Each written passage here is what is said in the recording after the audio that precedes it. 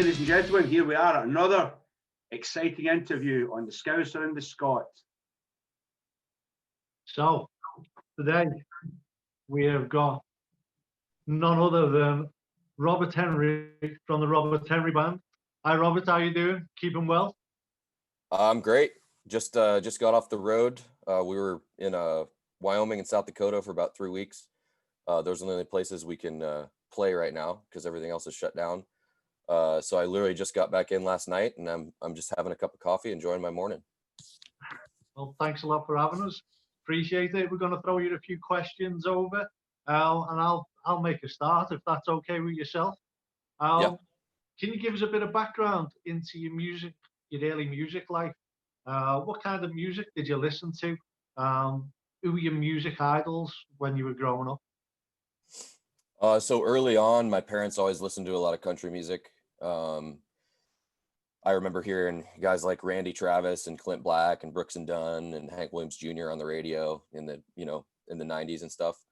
And then my parents were always into the really classic stuff like the Hank Williams and the Merle Haggard and Waylon Jennings and all that stuff.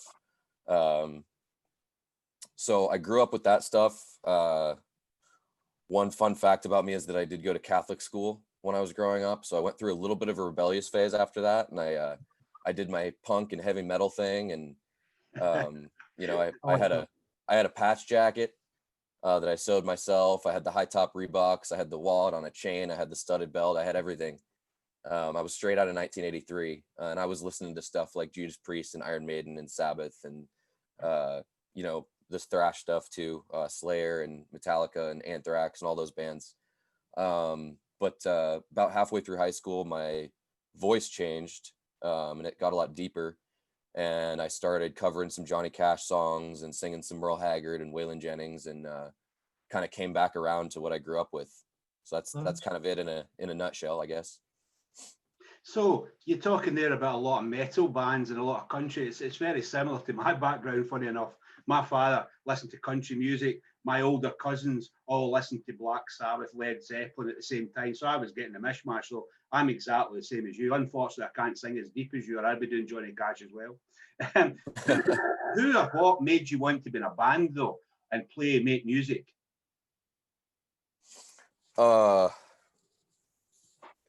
Just seeing guys on TV and hearing people on the radio that I really thought were cool.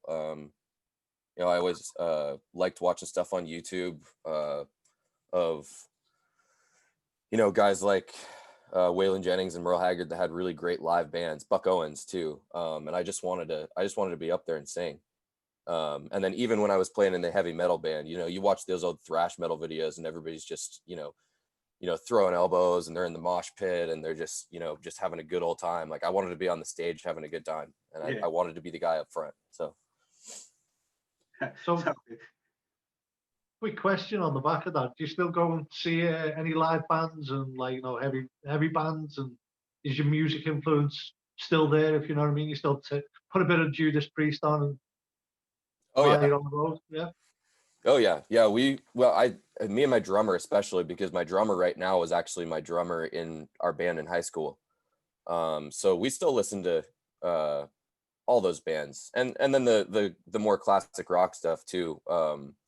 We love we like our Pink Floyd, we like our Rolling Stones, we like our we're huge Zeppelin fans. So yeah, I mean, it's still there. I still listen to it. I reached a point where I couldn't sing high like a lot of those rockers do, and I had to make a change. Should have gone Motorhead, Rob. Yeah, right. I did get to see them before Lemmy passed, and that was a cool show because it was a heavy metal show, but Lemmy ran it like a punk show. Like he didn't do any talking or any bull crap in between songs. It was just bam, bam, bam, bam, bam. Like he basically came out and said, "Hey, this is Motorhead," and didn't stop for 2 hours. It was awesome. Well, that was the thing. I mean, I was around when Motorhead started. Obviously, I was a teenager then, so I saw them in the Bomber tour when it came round, and that is. I mean, they were. I always thought they were more punk than metal, being 100% honest with you. Yeah, I always Yeah. counted. They were long-haired punks. That was as far as I was concerned. But yeah, it was Yep. cool. So, how long have you been playing the guitar? Can you talk us through your live rig? I've seen quite a few of your videos. You've got a really distinct sound on your guitar. It really cuts through. It's really nice and clean. Um, you, as I say, your note selection's absolutely amazing. So, can you go through your rig, your recording rig? What's different between recording at home and recording in a studio? So I'm actually really basic. I'm not really much of a gearhead at all. I use I don't have a serial number or any information on my guitar. I have a steel player I used to work with picked it up for me at a guitar show in Southeast Portland. And it's kind of a mystery guitar. I believe, from what I've been able to gather, it's an old Fender Custom from maybe the mid 60s, from what I can gather. I think the neck's been replaced, but I'm fairly certain the pickups are original, because it has a really, really classic, like that 60s Bakersfield sound. Yeah. So really all I run is first of all, I never use the neck pickup. I'm always down on the bridge. It bites more, and I mostly play rhythm when we're playing live, so that works a little bit better. And then I use a Fender Deluxe Hot Rod with the treble at maybe 7 usually, and the bass kind of turned down to like 3 or 4, just to Really? give it that Buck Owens, Don Rich kind of sound. And then just a compressor and my floor tuner, and that's it. Seriously, it's just as straight as it comes. When you And then record and then when I record it in the studio, I use the same thing because I want to have the same sound live as I do on the record. makes perfect sense. Like, do you get, obviously your sound engineer and the guy who mixes your albums must follow you right the way through to understand your live setup compared to your studio. Are you involved in that at all, or like how it comes across, how it's mixed? I am involved in the stuff that I don't record in Nashville, that's for sure. Okay. So the majority of the EP that you guys have heard was recorded in Oregon at a local studio here, with my live band, and those are honestly the tracks that I prefer. And I had a lot of say in that. I just, I wanted to have the vocals out front, and the drums not too loud, and have the Telecaster and the steel be featured prominently, because a lot of people want to do the wall of sound thing and mix it like a rock record, and for my type of music, that's not what I need. I need just a lot simpler.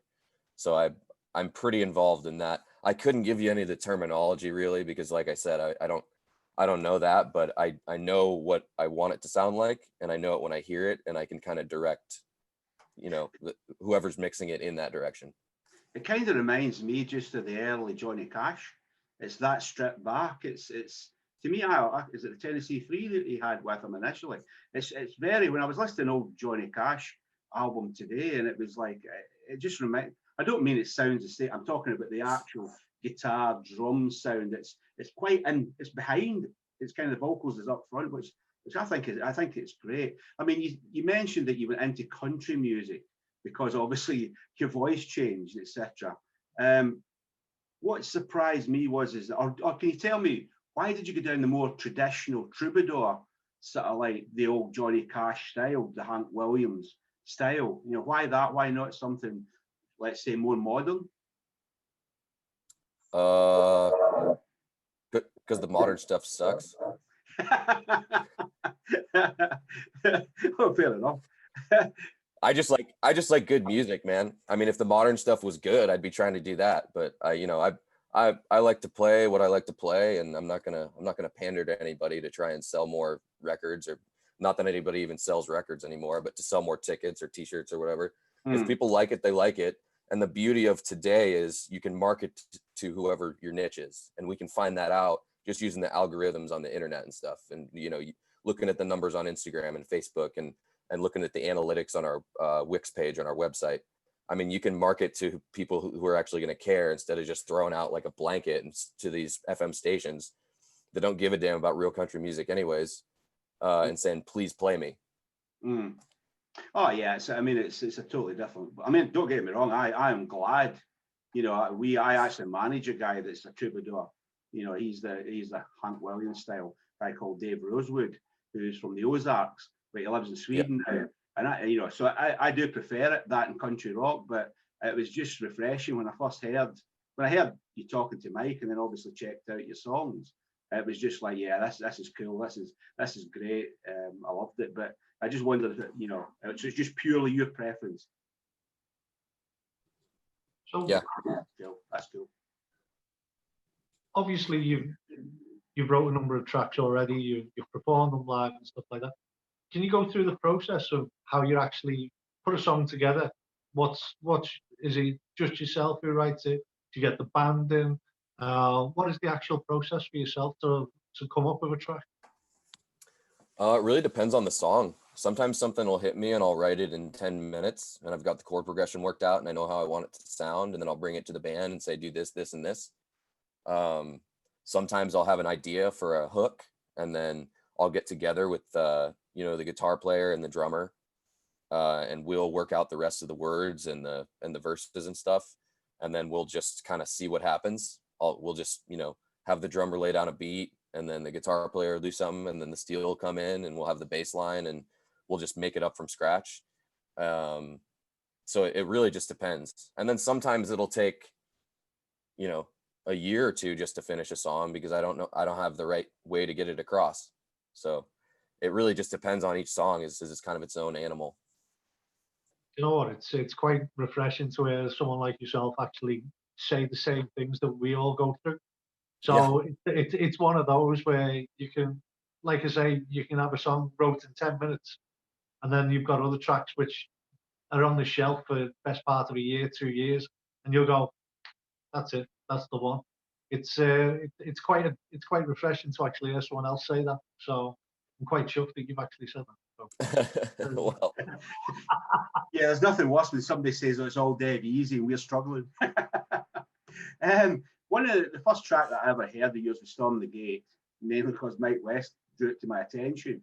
And I just loved it. The track itself is stunning, but it was more the message as well, because the gatekeepers, and you're referring to Nashville gatekeepers, but you know, we're in the rock and metal world mostly, and some country, but we come up against the gatekeepers. Can you tell us the story behind that? You know, obviously that's a personal story there. There's no way you've written that in the third hand at all. yeah, and that's actually an example of one that I wrote in a pretty short amount of time. It took me maybe an hour and a half. I was in a songwriting session in Nashville, and the record producer, we just weren't seeing eye to eye. He wanted me to go a more commercial route. He was like, if you want to get these songs on the radio, you got to get them past the gatekeepers. And I kept having to explain to him, like, no, I don't really see FM radio playing my songs. Like, that's not the game I'm trying to play. And you know, they don't do my type of country music on country radio anymore. I'm not saying that'll never come back around, but I'm not going to try to pander to them and get them past a certain group of people so that I can be cool. I'm just going to make my music. And I was just kind of like brooding and walking around in circles after he left. And I was like, who are the gatekeepers? It's time to storm the gate. And so and then that popped into my head. I was like, okay, there's my hook. I'm going to write this. And I brought it to him the next day. He was like, we're cutting that, man. Let's go. So he jumped ship quite quickly there. He changed his tune a bit, didn't he? Did he not realize that you were actually singing about him as part of the issue? Oh, he actually got a real kick out of it. He was like, well, if that song does do something, I'll know that it's about me. I'm like, you know what? Cool. He was a good sport about it. He was a good sport. So, I mean, I know that you recorded some of the tracks in Nashville, and then you recorded others. Was it where you live? And you can you tell me the difference between the two? You know, I know you prefer recording live with a band. You've already said that, but for your perspective as a songwriter and as an artist, what's the difference? So, I mean, the two that are on the EP that were recorded in Nashville is Dark Side and Storm the Gate. And you can kind of tell the production difference if you have an ear for it. But I mean, the difference really is, I mean, I wrote all the songs except one. The only one I didn't write was Something Better. That was my drummer, which is the last one, the last track. Really, the difference is a lot more control over the arrangement as far as the band goes, because, you know, when you schedule a studio session in Nashville, they'll just basically have every instrument there that you could ever need, and they'll add everything in, like the piano and the fiddle. Like, we don't have keys or fiddle in our live band. So I guess the difference really is, to answer your question, is just more control for me, because I hit on earlier, I want it to sound more like our live band. I don't want to come in there with some, you know, bubblegum production and then have people be saying, oh, well, he sounds different live. Because I quite frankly, I think we sound better live than the really polished stuff. And my vocals are a lot more raw on the stuff that was done locally, which I like. Not a lot of reverb, not a lot of extra, you know, production on it. I want people to, because I think I can sing, so I don't want all that extra stuff over my voice. Like, I don't want it candy coated. I want people to hear my singing voice. So basically, what you you're can saying is, overproduce. Yeah, I was just going to say, you can overproduce records as well. And when you're trying to go with that country style, it sort of takes it away from what you're trying to achieve from the actual tone. So exactly. Yeah, it almost sounds to me like in Nashville, they don't pay attention to what who the artist is and what the artist is trying to do. They just take it, put it through a machine, and out the other end becomes a Nashville product. Would I be right in surmising that? Yeah. Yeah, and it's been like that forever, really. I mean, they were doing it back in the 40s and 50s, and they've always done it. Nashville has always had their own way of doing things, and that's why you had people in the 70s like Waylon and Willie that you know, they went back down to Texas and started doing their stuff there. And Waylon would record with his live band, and so would Merle Haggard. So. Love the way you was talking about gatekeepers before, and you also discussed the algorithms, which was really interesting. Can you give us a few insights, like how do you get your music out to the people that you want to get it to listen to it?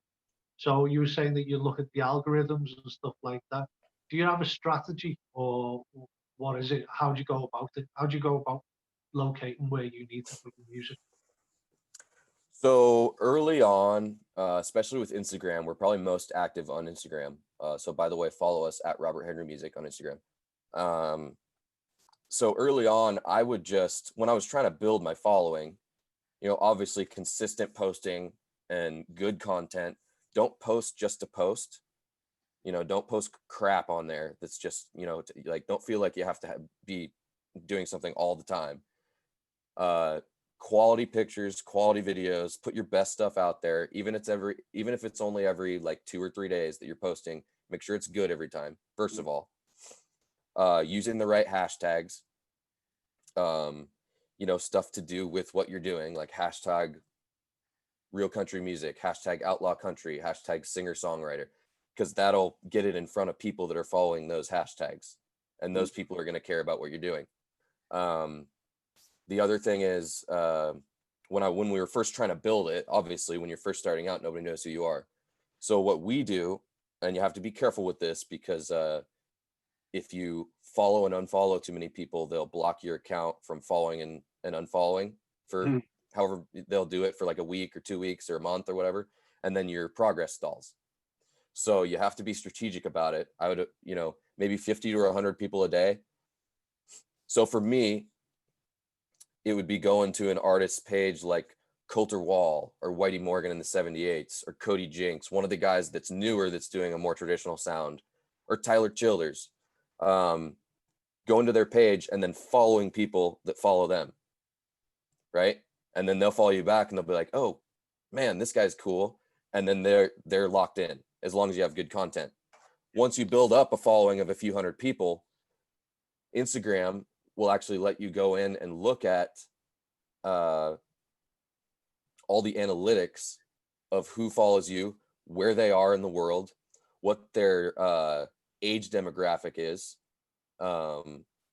So, and it might actually vary between what platform you're on. So if I'm on Facebook, I know that I'm marketing to mostly males 45 and up.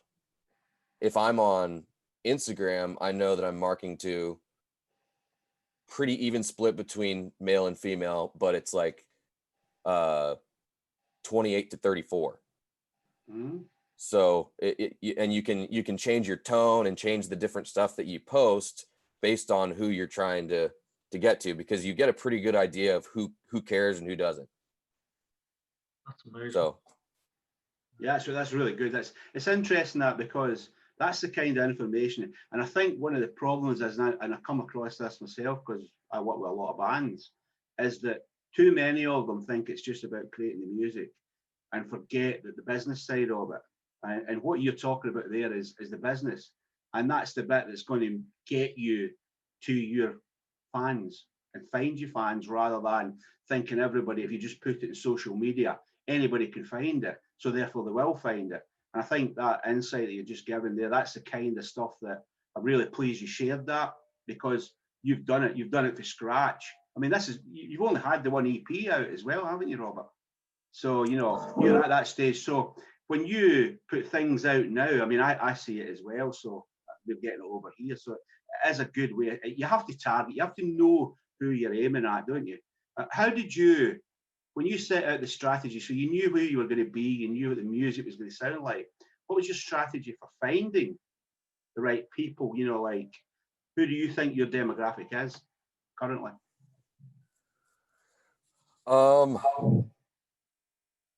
It's just people who care about traditional country music, and that can be anyone. And quite frankly, we've been doing a lot of shows with more independent publications like you guys, especially in the UK. And so you can even actually change your peak post times to mirror, like, what do you, I think you guys are like 8 hours ahead. So you can actually change, and like there was a time where there were a lot of people following us on the East Coast. So we would post at different times so that it would hit their feeds at the right time when they were just waking up or when they were on lunch break. So that's where the location comes in too, is and lately we've been posting at different times that don't really make sense stateside, but the people in the UK who we've picked up from doing shows like this will see it, and they're all over it, because you guys over there love traditional music. So because we invented it, Robert. Yeah, because it's Scottish. That's true. That's true. Yep, you guys, especially the old murder ballads and stuff. Oh yeah. That all those country songs are based on. Those are just reinvented old, English, Irish, Scottish folk songs. Folk songs, yeah. I was going to say, yeah.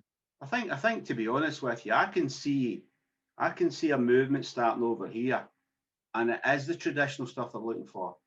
And I think I can see younger.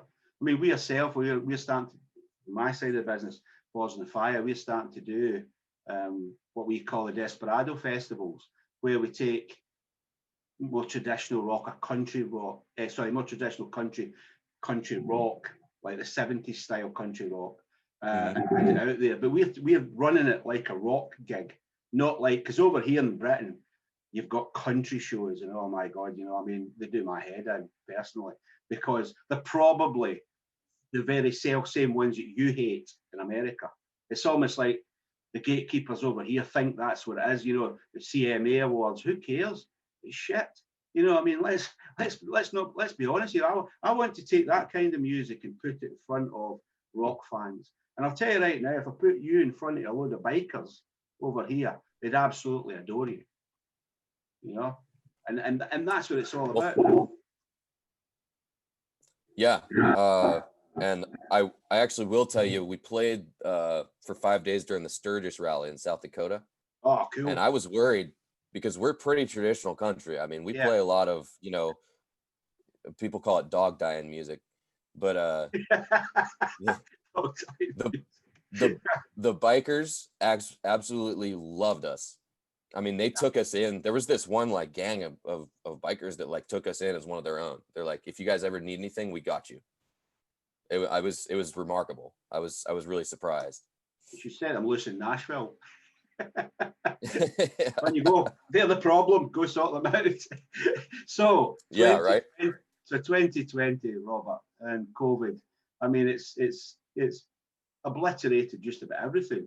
You're one of the few bands that I've actually seen that have been out playing regularly, which is cool. So can you talk us through, how you had to adapt and what 2021's looking like for you? So, I mean, early on when the whole COVID thing happened, it was looking pretty bleak. I was thinking that the whole year was going to be a wash. I kind of was holding out hope for some of these summer gigs that we had, probably 25 to 30 grand worth of business canceled on us. It was a lot of shows. Wow. And so we were supposed to be out on the road for probably 8 or 9 weeks. And what happened was we just started saying, okay, where can we play and where can we not?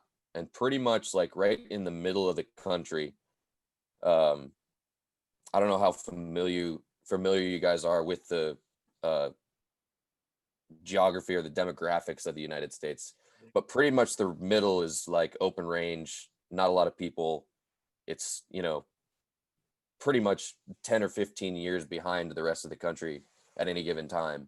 Very rural. They didn't have very high COVID numbers, and they were just like, we're just going to live our lives. The government isn't going to tell us what to do. It's a very American thing. So they basically still had all their events, and there was some fairs and rodeos, and the Sturgis rally still happened, for better or for worse with COVID. But we were like, we've been not playing shows for 3 or 4 months now, and at some point we got to work. So we went where the work was, and it's worked out pretty well. And then we're still, we still have a strong social media presence for all the people who, in other parts of the country who didn't get to see us because so much stuff got canceled.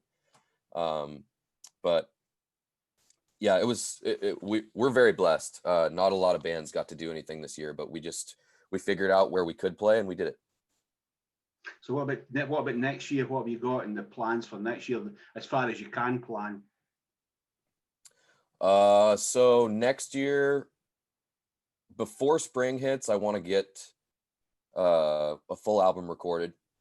Might be going down to Austin, might be going out to Laramie, Wyoming, still kind of feeling out studios.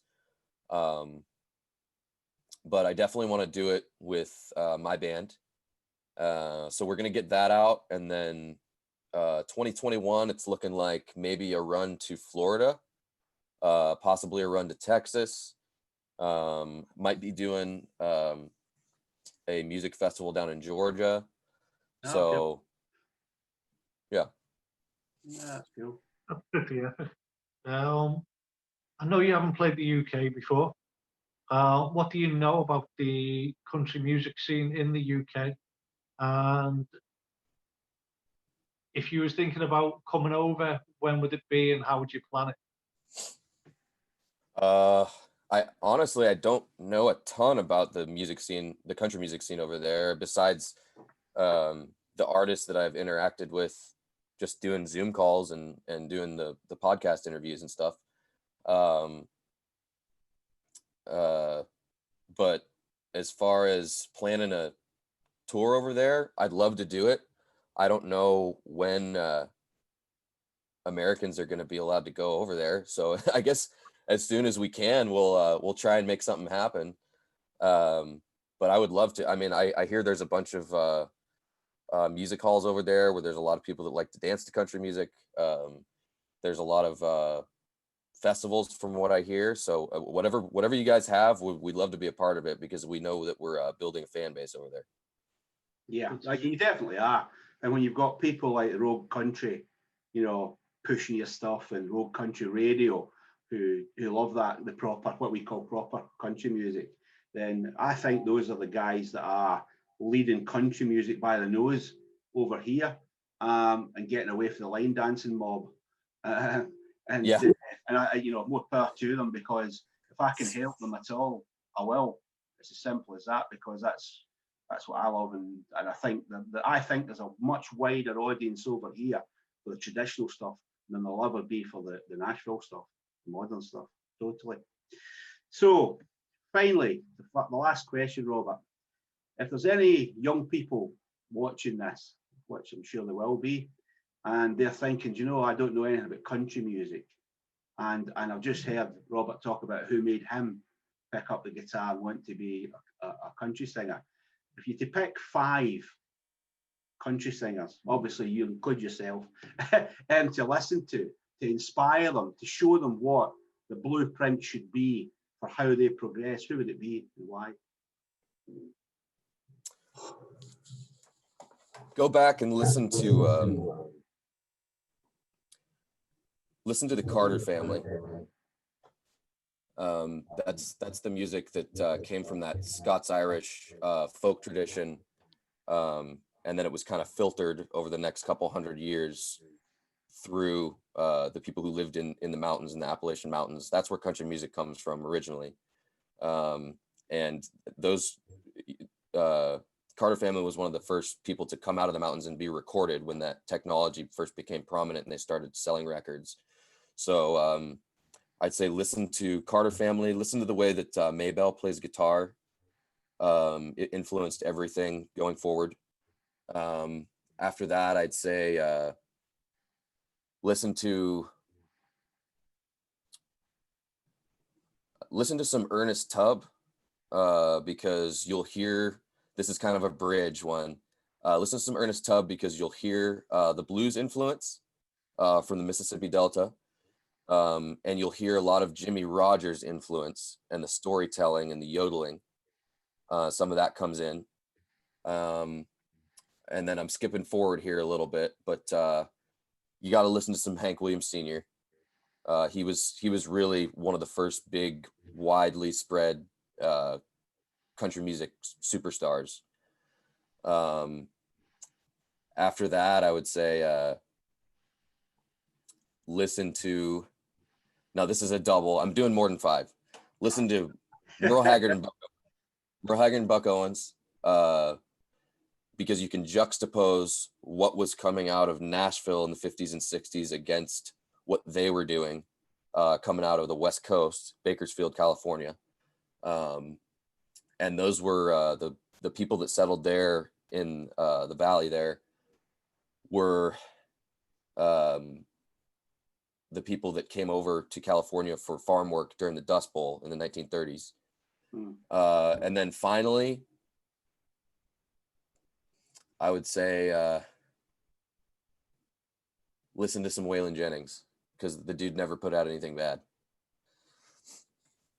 Yeah, and he had that outlaw attitude too, and he really didn't like the way his career was going, the stuff that he was doing in Nashville, and he went down and he started hanging out with Willie Nelson again down in Austin, Texas, and they just created, like, you know, all the stuff that all these outlaw guys are trying to do now.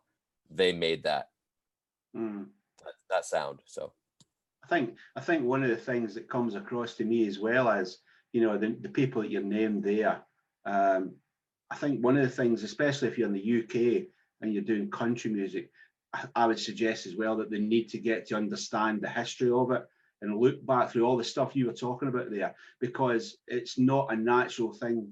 It's not got the natural history here. We'd have to go back many more hundreds of years to take it back to what I would know as folk music.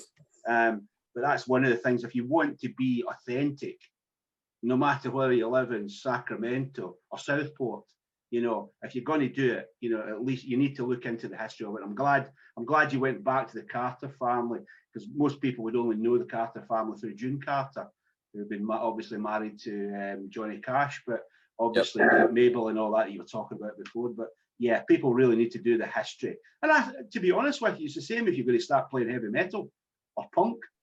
Know your history of it, you know what your roots are from, and it'll never do you any harm, will it? Yeah, no, and you know what? One thing to remember too is metal and punk and rock and roll and country and all these genres. The root of it is in blues and jazz too. So even outside of, you know, the bumpers that we're in, go back and listen to Robert Johnson. Go back and listen to you know, the Dixieland jazz stuff that was coming out in the 20s. Music is just a big conversation, and you know, unfortunately in America in particular, there was a lot of people that were trying to keep, you know, black and white music separate.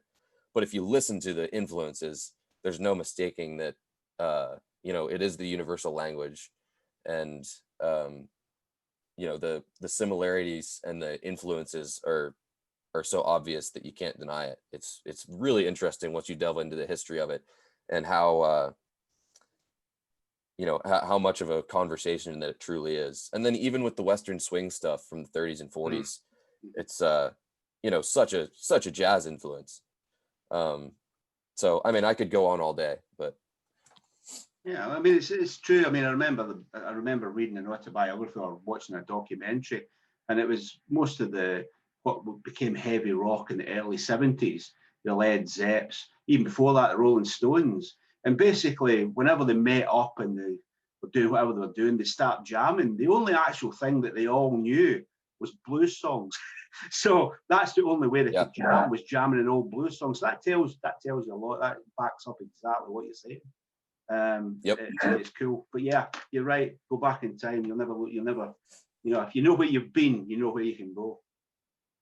Exactly.